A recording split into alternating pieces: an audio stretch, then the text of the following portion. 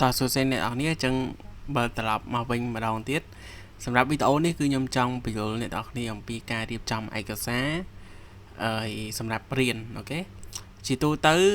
អ្នកនរគ្នាអាចនឹង save ឯកសារមកគឺទុកប៉ាត់ប៉ាយអញ្ចឹងទៅទុកអត់សូវមានស្ដាប់ធ្នាប់អញ្ចឹងសម្រាប់អ្នកដែលគាត់រៀនកុំព្យូទ័រត្បូងអាចនឹងគាត់អត់សូវដឹងអញ្ចឹងណាអញ្ចឹងកន្លែងនេះគាត់ណាខ្ញុំរៀមច្បងអញ្ចឹងគាត់ណាខ្ញុំណែនាំថាយើងគួរតែដាក់ឯកសារយ៉ាងណាដើម្បីឲ្យយើងក្តោបមានថាកាលណាយើងរៀបចំឯកសារបានល្អមេរៀនបានល្អទៅតាម folder មួយមានថាយើងយល់ពីកិច្ចការហ្នឹងហើយយើងមានចំណង់ចំណូលចិត្តក្នុងការរៀនទៀតព្រោះថាកិច្ចការយើង clean កិច្ចការយើងស្អាតគឺយើងងាយស្រួលក្នុងការទាញយកឯកសារអញ្ចឹងដូចអ្វីដែលខ្ញុំរៀនកន្លងមកអញ្ចឹងគាត់ណាខ្ញុំពីនេះក្នុងនាមជាសិស្សច្បងអូខេសម្រាប់ឆ្នាំទី1ទី2ទី3ឬក៏ទី4ទី5អញ្ចឹងទៅតែអ្វីដែលល្អគឺអ្នកឆ្នាំទី1ទី2ហ្នឹងអ្នកដែលគាត់ទុំទៅចូលរៀនអញ្ចឹងគាត់ណាយើងបង្កើតជា folder អញ្ចឹងមកហើយយើងដាក់ឆ្នាំតែដោយសារខ្ញុំរៀន Norton អញ្ចឹងយើងបង្កើត folder ធំមួយមក Norton ហើយយើងតម្លាក់នេះចូលដោយសារខ្ញុំទំឈូ Windows ដល់ពេលអញ្ចឹងទៅឯកសារខ្ញុំទុកនៅ DSPC local D មាន Black Drive អញ្ចឹងទៅខ្ញុំដាក់ម្ដុំដើម្បីខ្ញុំចូល Windows អញ្ចឹងណាដល់ពេលអញ្ចឹងទៅវារៀងលបាយតិចអញ្ចឹងមិនអីទេអត់តែខ្ញុំបានប្រយោជន៍ទេគ្នាយើងស្វែងយកបន្ថែមខ្ញុំគិតថាវាល្អអញ្ចឹងណាអញ្ចឹងខ្ញុំដាក់នៅ folder Norton ដោយសារខ្ញុំជា editor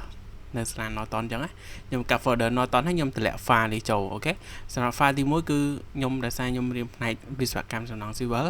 គឺខ្ញុំរៀន5ឆ្នាំនៅ Norton អញ្ចឹងណាអញ្ចឹងឆ្នាំទី1ទី2ទី3ទី4ទី5ខ្ញុំបង្កើត folder ហ្នឹងមកអញ្ចឹងអ្នករៀនឆ្នាំទី1ខ្ញុំកាត់ឆ្នាំទី1មកទី2ដាក់ទី2អញ្ចឹងមកអញ្ចឹងពេលដែលយើងចូលឧទាហរណ៍ថាយើងចូលឆ្នាំទី1អញ្ចឹងទៅអញ្ចឹងចូលឆ្នាំទី1យើងមាន semester 1ហើយមាន semester 2មានចូលមីទី1និងចូលមីទី2តើអត់អញ្ចឹងចូលមីទី1យើងចូលមកយើងនឹងមានជា folder ទៀតអូខេជា folder ទៀតមានថាយើងដាក់ឈ្មោះមុខវិជ្ជា subject ដែលយើងរៀននៅក្នុងថ្នាក់ហ្នឹងទៅមាន business មាន English មាន human មានmath មានអីចឹងទៅអញ្ចឹងដល់ពេលយើងចូលមួយកលៈបានមួយកលៈអញ្ចឹងហើយយើង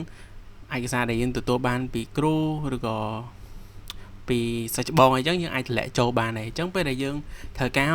បើសិនជាយើងខ្លាចជាសិស្សច្បងគេយើងត្រូវការថាត្រូវការឆ្នាំទី1យើងរៀននេះខ្លះអញ្ចឹងយើងអាចណែនាំយើង buffer ដល់យើងមកយើងអាចណែនាំបានហើយយើងមានជាឯកសារឲ្យសិស្សប្អូនទៀតទោះបីជាមិនទុកឲ្យសិស្សប្អូនក៏យើងថាទុកសម្រាប់ខ្លួនយើងថាយើងអាចបើក folder ទៅជាឯកសាររបស់យើងអាចរំលឹកត្រួសទៅយើងអាចនឹងចាំមេរៀនឡើងវិញអូខេអញ្ចឹង semester 1មាន semester 2មានប្រហែលគឺដាក់ចូលមកទាំងអស់មកខណៈរបស់ខ្ញុំវាមិនទាន់ complete ទាំងអស់ទេដោយសារខ្ញុំរៀបនេះគឺ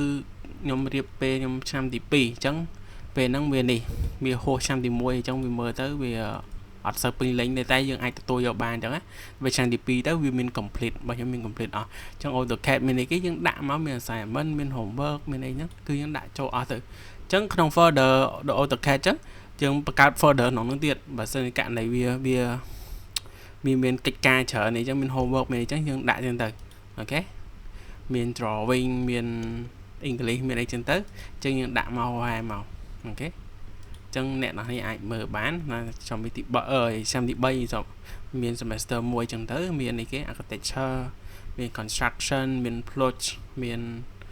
soil មានអីចឹងទៅអូខេអញ្ចឹងវាមានគ្រប់សពហើយឯកសារយើងប្រមូល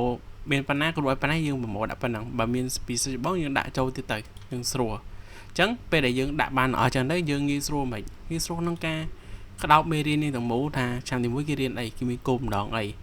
ខែលោយើងរៀនឆ្នាំទី1ទៅយើងអត់ទាន់ដឹងពេលយើងរៀនឆ្នាំទី2ទី3ទៅយើងអាចនឹងយល់ឆ្នាំទី2ទី1គេចង់ឲ្យយើងរៀនអីថែមគេពូជាខ្លះដូចជាអត់ចាំបាច់ទេថែមគេឲ្យយើងរៀនចឹងទៅអញ្ចឹងពេលដែលយើងរៀនដល់ថ្នាក់ធំយើងដឹងហើយថែមយើងរៀនពីសំណង់ទេសំណង់អគារទេមិនគេឲ្យយើងរៀនស្ពានគេឲ្យយើងរៀនអីផ្សេងទៀតដើម្បីឲ្យយើងយល់